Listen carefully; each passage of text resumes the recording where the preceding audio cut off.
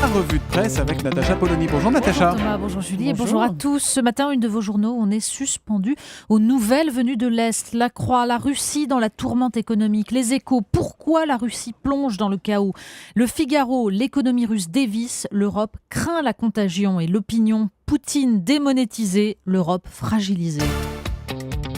On commence avec le Pakistan et la tuerie de Peshawar. Mais oui, les mots sobres et effarés à la une des journaux semblent impuissants à traduire l'horreur. Libération, massacre à l'école, le républicain lorrain, l'enfance assassinée au Pakistan.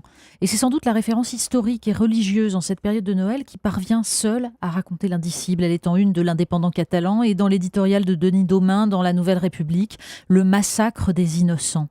Quel genre d'être humain, se demande Philippe Gély en une du Figaro. Au nom de quel genre d'idéologie peut considérer qu'il est de bonne guerre d'attaquer une école, fût-elle attachée à l'armée, pour y tuer froidement 130 enfants ? Mais juste après l'effroi et le dégoût, surgissent les réflexions. Islamabad, écrit Adrien Jaulm sur la page suivante, n'a pas à chercher bien loin les racines du problème. Pendant plus de 30 ans, le Pakistan a inspiré, entraîné, soutenu, financé, protégé, instrumentalisé différents groupes islamistes radicaux. Les articles dans Libération, dans Le Parisien, décrivent la gangrène de l'islamisme et la corruption dans un pays entièrement contrôlé par l'armée et soutenu par des États-Unis soucieux de conserver leur allié malgré ses ambiguïtés. Mais Adrien Jaulm me le rappelle, le Pakistan est dépassé par ses talibans comme l'Arabie saoudite l'est dans son fondamentalisme par l'État islamique. L'Arabie saoudite, un autre étrange allié des États-Unis. L'autre pays sur lequel se braquent les journaux ce matin, c'est la Russie, évidemment. Oui, on ne saura pas quel est le rôle exact des États-Unis à travers ses fonds souverains dans la spéculation contre le rouble, mais la situation affole les pages économiques de la presse ce matin. Dans Les Échos, Nicolas Barré enjoint l'Europe d'éviter la contagion en renouant le dialogue avec Vladimir Poutine. Un préalable stratégique à la levée des sanctions, explique-t-il. Mais le site Atlantico publie un passionnant entretien avec le géopoliticien Philippe Séby-Lopez qui évoque notamment le risque de déstabilisation du régime russe par des fonctionnaires d'ambassade américains comme ça s'était passé en Géorgie ou en Ukraine. Et à le lire, on présage le pire. Alors, en attendant que l'Europe comprenne qu'elle sera la première perdante d'une nouvelle guerre froide, les Échos nous expliquent comment les Russes, paradoxalement, se ruent dans les magasins pour stocker en prévision de la hausse des prix.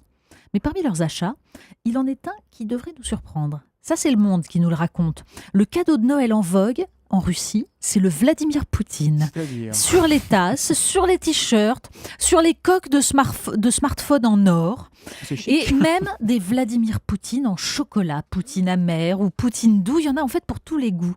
Et les ventes se portent très bien, surtout depuis les sanctions occidentales, précise le marchand. Oui, le nationalisme russe est décidément imperméable à nos considérations sur le bien et le mal. Ça vous dit de croquer un petit Poutine ? Miam. On va au cinéma avec ce film sur les sourds. Au cinéma, La Famille Bélier, un film événement. Mais oui, pendant ce temps en France, c'est ce film donc qui occupe la une, notamment celle du Parisien, une famille en or. Donc la famille en question, vous le disiez, c'est la famille Bélier, mais l'article qu'il faut lire n'est pas en page cinéma des journaux. C'est la page du Monde qui raconte à travers ce nouveau phénomène l'histoire de la représentation des sourds au cinéma. Et l'histoire aussi d'un combat pour la reconnaissance, car les sourds, qui se vivent comme une communauté avec une culture autonome, sont divisés sur le film et le débat qui surgit est vertigineux. Fallait-il confier les rôles à des non-sourds qui parlent mal le langage des signes ? On ne confie pas les rôles de noirs à des blancs grimés, plaide l'actrice Emmanuelle Laborie. Faut-il imposer des sous-titres sur tous les écrans, quitte à gêner la vision des non-sourds, ou réserver des séances aux sourds comme si on voulait les cacher, dénoncent certaines associations. L'article ne parle pas de handicap, parce que les sourds ne se considèrent pas comme handicapés, mais comme différents.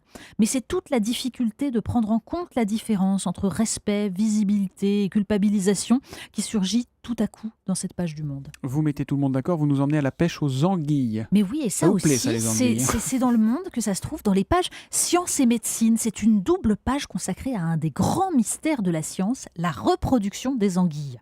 Oui, 2 pleines pages, et je vous jure que ça les vaut, parce que les anguilles sont un des poissons qui ont le plus... Oui, non, c'est vraiment un article scientifique passionnant. C'est un des poissons d'abord qui a le plus marqué la culture occidentale, symboliquement. Il raconte beaucoup de choses, et puis surtout, on s'interroge depuis l'Antiquité sur leur reproduction. Ce sont des poissons qui parcourent des milliers de kilomètres pour aller frayer dans l'Atlantique, en mer des Sargasses, avant que les petits ne retrouvent seuls la rivière où vivaient leurs parents. Un voyage extraordinaire, alors qui pourrait être agrémenté, ça c'est le Canard enchaîné qui nous l'apprend, par un mec qui fait nettement moins rêver. 269 000 tonnes de plastique qui flottent sur les océans. Et encore, ça, c'est ce qui reste. Et c'est moins que prévu. Pourquoi ? Parce que le reste est absorbé par les poissons. Alors les anguilles disent merci. On termine avec une étude sur Internet. Oui, une étude intéressante, c'est le site Rue 89 qui nous apprend qu'une plateforme de vente d'e-books s'est livrée à une étude passionnante. Vous ne le savez pas, mais en fait, les logiciels espions sont partout, et notamment quand vous achetez des livres électroniques. Résultat, la société éditrice sait ce que vous avez lu. Et conclusion, 7,3% des acheteurs du livre d'Éric Zemmour sont venus à bout du pavé. Moins de 10% pour les acheteurs du best-seller économique de l'année de Thomas Piketty.